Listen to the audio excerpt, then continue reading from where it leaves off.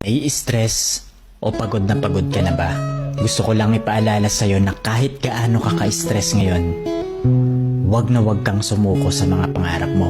Kailangan mong tandaan parati na magtiwala ka sa progress na nangyayari sa buhay mo. Kahit alam ko na minsan sobrang hirap at sobrang nakakapagod na din talaga.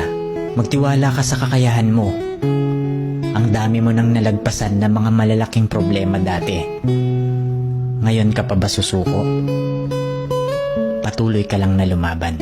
Yung pakiramdam mo ngayon na nahuhuli ka na sa buhay, siguro dahil nakikita mo yung mga kakilala mo o yung mga kaibigan mo, pakonti-konti may na-achieve na sila. Parati mong tandaan na lahat tayo ay may kanya-kanyang timeline sa buhay. Hindi ka nahuhuli at hindi ka rin naman nauuna.